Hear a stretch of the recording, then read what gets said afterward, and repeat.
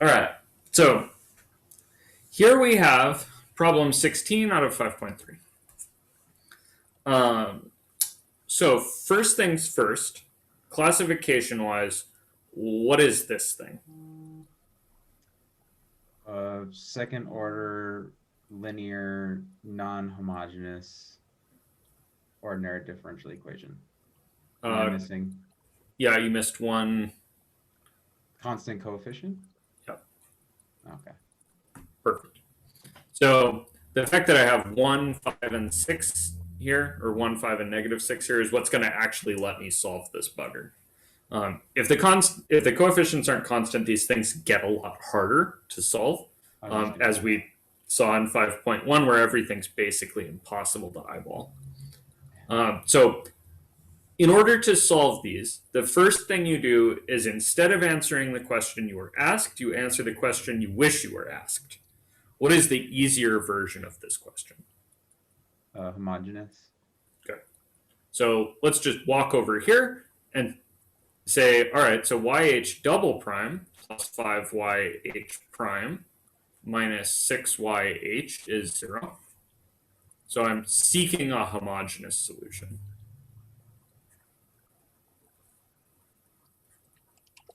Okay, that's step one for all of these. Always do this. All right, how do I seek a homogeneous solution? Guess that it's probably e to the rx. Perfect. Yep, we're going to guess yh is e to the rx. And then we're going to say, all right, so that would mean that yh prime is r e to the rx, and yh double prime is r squared e to the rx, and I don't care if you write this down.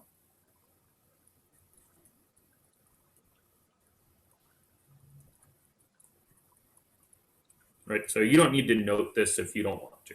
I want to see this guess. This is what I'm guessing, and what that means is that I'm considering this kind of homogeneous equation turns into, what's this thing called? A polynomial? Good, yeah. Turns into a polynomial, specifically a quadratic polynomial. Yeah. Third degree polynomial. Wait, what? Second degree. Sorry, I don't know why I said third. There we go. I don't know why I said third. All right. So it turns into this second degree polynomial, which is called a characteristic or an auxiliary equation or something like that. The good news is it doesn't really matter. It's a quadratic and you can solve quadratics. I do need to multiply this whole thing through by 1 over e to the rx. How am I getting away doing that without worrying about introducing problems? E to the rx can't be 0.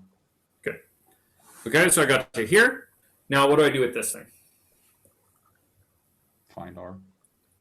Okay, so what are your methods for find r? Well, for this one, it was pretty straightforward. I just factored it. So I don't know. I always forget that. Yeah, this is factoring. Yeah. I always get FOIL and factoring confused for some reason. Yeah. Something like this? Yeah. Well, no, it'd be 6. Okay.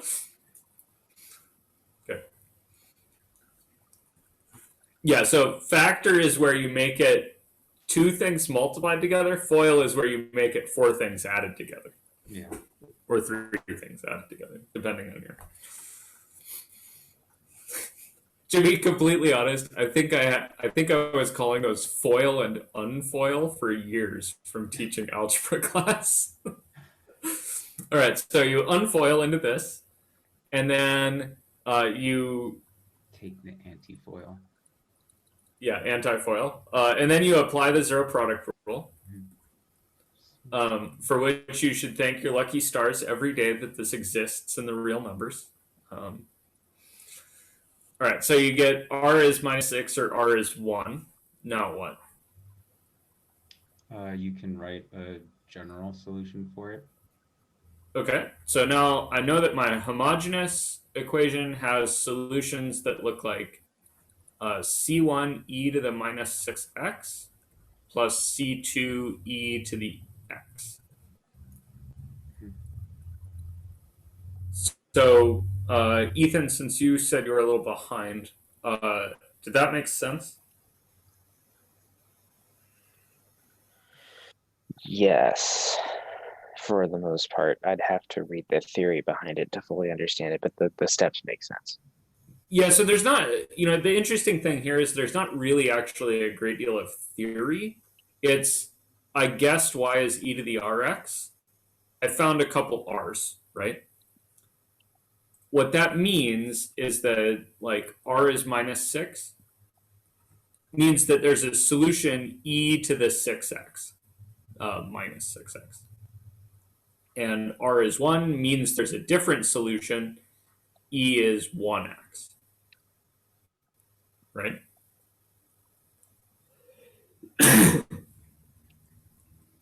Now, if my guess had been invalid, this just wouldn't have worked. Now, the kick is that because the coefficients were constant, I got a quadratic equation that I can always solve, even if it maybe involves some complex roots. At least I can always solve it, which means that as long as you're dealing with constant coefficients, this is always going to work. You're going to get a couple of roots. You're going to do something like this with them. Then you put them in this kind of superposition formula style thing. I was curious, if you have like a function that has alternating signs, like a differential equation with alternating signs, couldn't you use sine or cosine? That has alternating signs. Yeah, so like if you go back up to the original equation, since this, if it had like negative y prime plus 5y, or double prime plus 5y prime minus 6y, could you guess that the yh is a function of sine or cosine?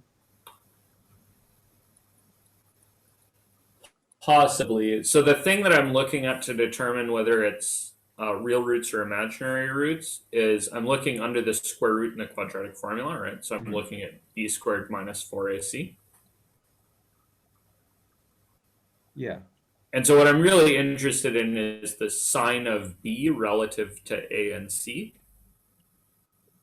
But certainly I can know some things like if a and c have the same sign, that it's possible that there's imaginary or complex numbers in here. If a and c have mismatched signs, then I know that I'll end up with real solutions. So yeah, you can do a little bit of that, but it is a little bit more complicated than just a sign-in. Well, I was just thinking, since a sine cosine or a sine and cosine function alternate signs with each derivative, or they don't every time, but you could kind of make that guess. I was wondering if you guessed that y is a function of sine or cosine, if you could solve it that way rather than e to the rx. Oh yeah, you certainly could. You would be much more likely in that case to run into something that just doesn't work. Okay. But you could certainly try that. All right. All right. So now that I've sought a homogeneous solution, I'm just going to take this thing and I'm going to go drop it over here next to my original. Okay. Now, what is my next step? To find the oh man, I forgot it again. Particular solution? Particular solution, yeah. I always think primary. I don't know why I keep thinking that. Okay, so the kick here, right? The thing I've discovered is sort of off to the side of my general solution, right? This is stuff that goes to 0 under this differential equation, right? So if I think about this thing as being kind of star turns this stuff into 0, right? So I know where that's all going to go. It's going to disappear when I plug it in. So I'm certainly not going to guess anything involving that because it'll just disappear. So now I'm asking myself, okay, so self, if you're going to end up with e to the 3x's over here on the right-hand side, what do you kind of differentiate and add to itself to end up with e to the 3x's?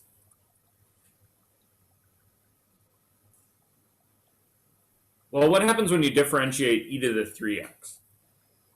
3e to the 3x. Yeah, it drops at 3, but otherwise it's basically e to the 3x again, right? Mhm. So if I'm going to end up with some e to the 3x's, I probably started with some e to the 3x's. Does that kind of make sense? Yeah. Okay, so that's what I'm going to guess to start with. It might not work. So I'm going to do, this is for y particular, right, which is kind of step 2. So my first thing I'm going to do is I'm going to guess yp is e to the 3x. And now there's obviously a mistake here. I obviously don't have enough.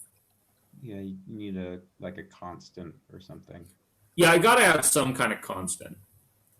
So I'm going to notice here that this is just a constant. So I'm going to guess just a constant. If this coefficient on e to the 3x were a polynomial, I'd guess a polynomial of the same degree. If e to the 3x were one of my homogeneous pieces, I would be concerned because I know that my guess would zero out. Does that make sense? So in this case, I'm really glad to see this 3, because 3 is not negative 6 or 1. So this thing's going to stick around when I differentiate it. So that's what I'm going to do. We'll guess yp is this, then yp prime is 3a e to the 3x. What's yp double prime? 9a to the 3x. Good. Or 9a e to the 3x. So then I'm going to put these into my differential equation, right? So star at yp is going to give me, I guess I was using other symbols before I was doing this. So this is going to get me, well, let's get my differential equation. So it's yp double prime, so that's going to be 9a e to the 3x plus 5, and then here I need yp prime, so 3a e to the 3x, and then I need a minus 6, and then I need a e to the 3x.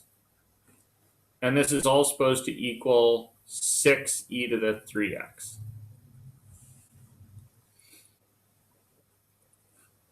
Everybody with me?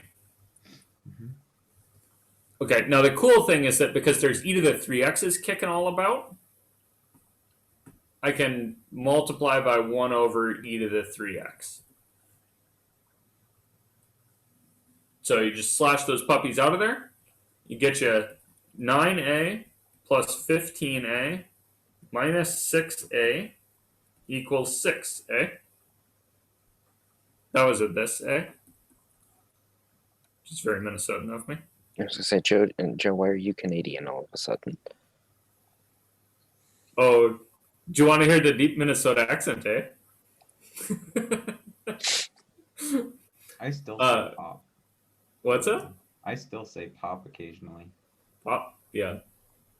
Yeah, I grew up in really northern Minnesota, so there was actually a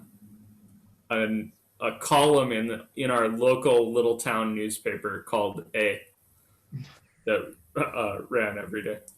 Well, ran every day the paper did, which was once a week or once every 2 weeks, I think. All right. So at any rate, now you need to combine. What do you get? What should get you out of this here? I got 18a equals 6, or a equals 1/3. Yep. Feels like I got 18a is 6. A is a third. All right. And then what do you do with your third? You plug it in for a for your original particular solution. Good. So my particular guess was a e to the 3x. So I found out a is a third. So all told, what that means is that y particular in the end is 1/3 e to the 3x. And now this is where we kind of tie everything together. So, punchline, stage 3, punch it. You need to combine into your grand solution y. So y is going to be made out of 2 pieces. It's the homogeneous solution, right? It's the stuff that gets zeroed out, plus the particular solution. Does that kind of make sense? And the reason for that is like, okay, so if I apply derivatives to this, right? This piece here, right, star evaluated here, is going to give me 0. Star evaluated here is going to give me 6e to the 3x. And so star evaluated at y is going to be 0 plus 6e to the 3x. So this is the most general solution I can get. I know it's the most general solution I can get because I started with a second degree differential equation, and I have now got a solution with 2 constants in it. That is the best I'm going to get. Is that really the only reason you have that first 2 terms, is just so you can get the constants? Yeah, the first 2 terms are going to let me solve initial value problems. Mm-hmm. This other thing here at the end solves the differential equation I was given. These guys, they don't solve the differential equation I was given. They solve a different one. Right? They solve the homogeneous version. Mm-hmm. If I want the best possible solution, I need something that solves the homogeneous version plus a particular solution. Okay. And then there's an existence in uniqueness theorem here that says that this will be the only case. Yeah, I was wondering. I thought I heard you mention that or no, I saw it in the video list. The uniqueness. Yep, there's an existence in uniqueness theorem for basically every case we go through. Yeah, I just couldn't find it in the book for second order. Oh, it's in here someplace. Yeah, I assume it's in one of the sections. It's just not in the title. No, it's not in the title because it's really just a footnote. It's like, hey guys, guess what? There's another existence and uniqueness for like every section we do is going to have an existence and uniqueness theorem in it. Fun fact, the things that don't have existence and uniqueness theorems don't really make it into textbooks because they're not super useful. Yeah. Like they certainly don't make it into textbooks at the like introductory level. Because if you can't model it, what's the point, right? Like I want to build a bridge. I don't want to explore this like mathematical curiosity of a system that has 2 solutions. It turns out that we probably should be more interested in those things at a kind of a lower level because bifurcations happen. But that's not a thing that's been integrated yet. So, all right. Questions about any of this? No. Ethan, did you follow this okay? Like I said, for the most part, I'm sure once I actually do it, it'll be fine.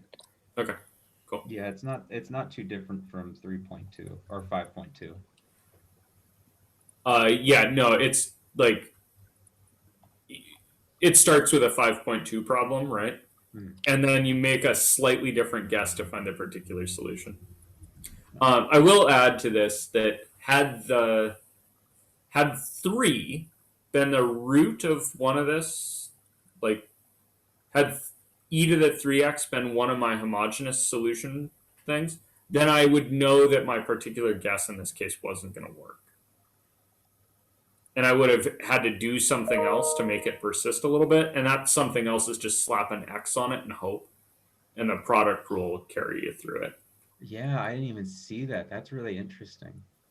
Yeah, it's a really cool, it's a kind of a cool thing. All right.